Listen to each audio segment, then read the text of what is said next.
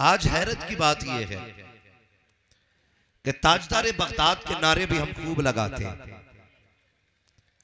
11वीं के जर्दे खाते खाते हमारे दांत टूट गए, लेकिन जिंदगी कैसे गुजारनी चाहिए ये आज तक समझ में नहीं आई।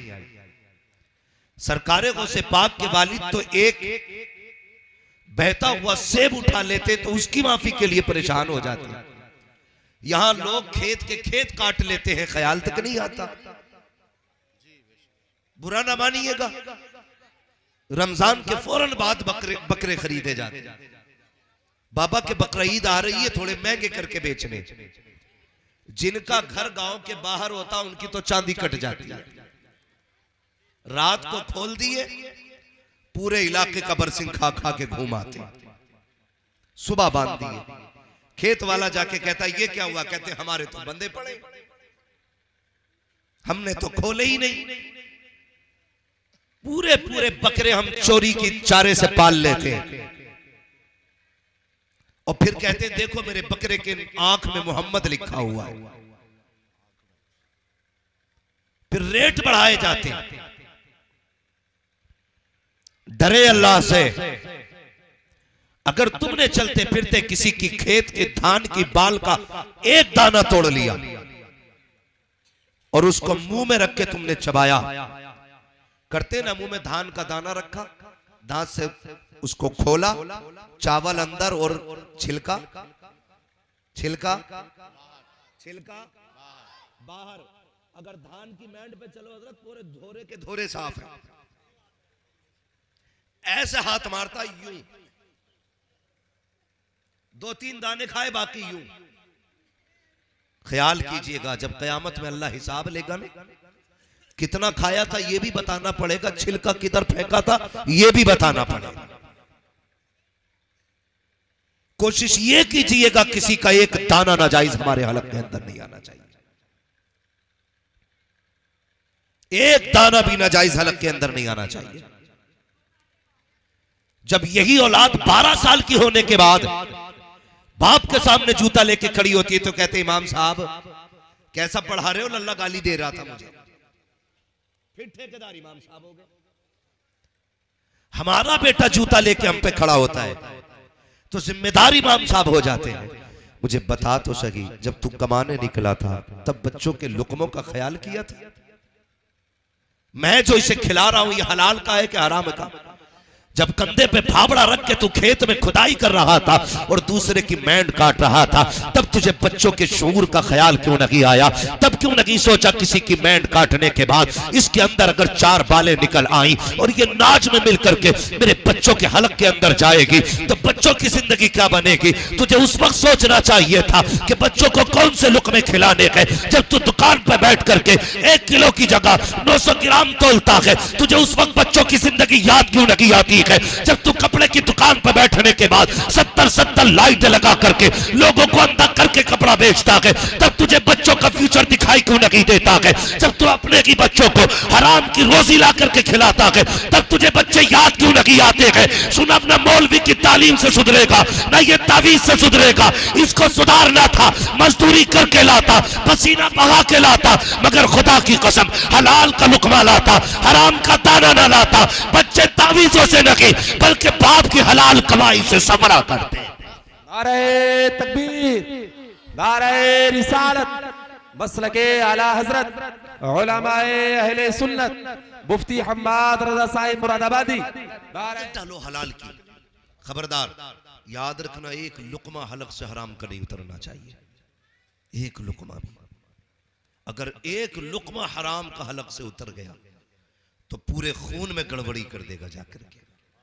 सबसे पहला काम ये करना है अपने बच्चों को हलाल के टुकड़े खिलाने। कैसे? हलाल के। एक बात और बता दूं, इलाके की बात है और माहौल भी ऐसा देखा है हम लोगों ने। कभी कभी धान काटने की बारी आती है ना, तो कभी पुलों पे धान कटते हैं, तो जहां से उठाने होते हैं ना बंदे को उधर बड़े बांध देता है, जो मालिक के होते हैं उधर छोटे बांध देता है। फिर मालिक कहता भाई गिन तेरे कितने हो गए? कहा 70। तो 70 पूलियां बड़ी बड़ी ला रहा उठा के ना, ये चालाकी नहीं है, ये 420 ही है। और आपको क्या लगता है किलो 2 किलो तूने बढ़ा लिया तो इससे तेरी नस्लों के गुजारे हो जाएंगे? नस्लों के गुजारे हो जाएंगे? एक थोड़ा अल्लाह कमर में निकालता है, 15 लाख एक झटके में चले जाते हैं। हलाल के लुक़्मे कमा के लाओ, इंशाअल्लाह 5 रुपए की पुड़िया से काम चल जाएगा। ये ख्याल कीजिएगा, किसी को धोखा न दीजिएगा, धोखा न दीजिएगा।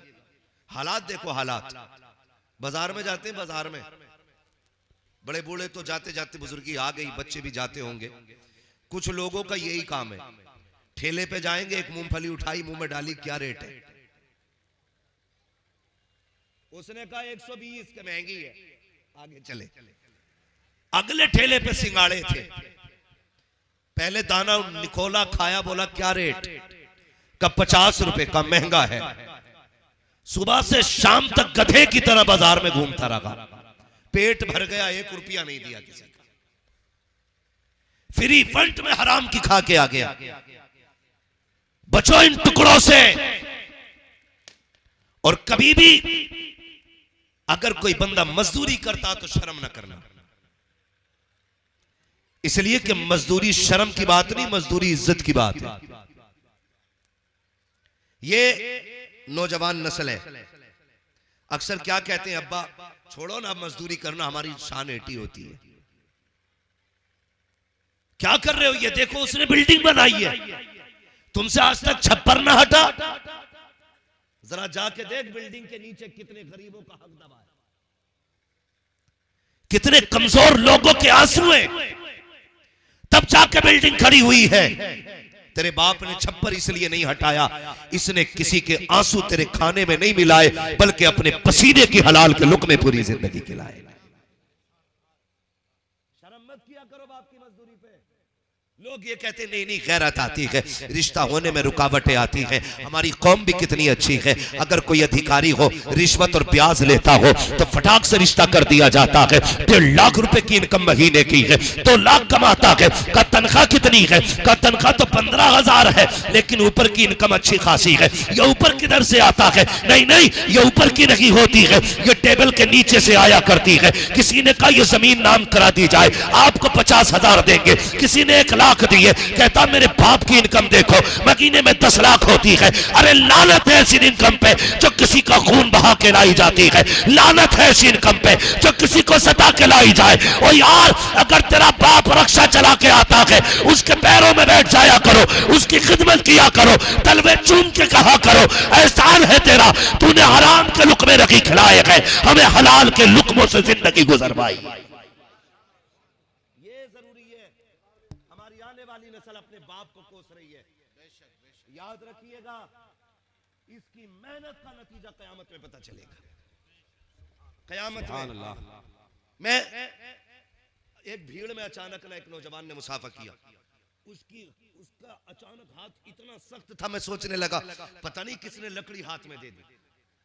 मैंने सबसे मुसाफा किया उनकी आंखें देख के, लेकिन मैंने उसके हाथ देखे, इतने सख्त हाथ थे। मगर जब हाथ देखे ना, मुझे दुख नहीं हुआ, खुशी हुई, खुशी हुई। एक शख्स मेरे हुजूर की बारगाह में हाजिर हुए, आका करीम को सलाम किया। मेरे नबी ने फरमाया मुसाफा नहीं करोगे? कहने लगे हुजूर मेरे हाथ आपके हाथ में जाने के लायक नहीं। मेरे आका ने फरमाया क्यों? का हुजूर मजदूरी करता हूं, हाथों में ठेठे पड़ी हैं। मेरे हुजूर ने फरमाया जरा हाथ दिखाओ।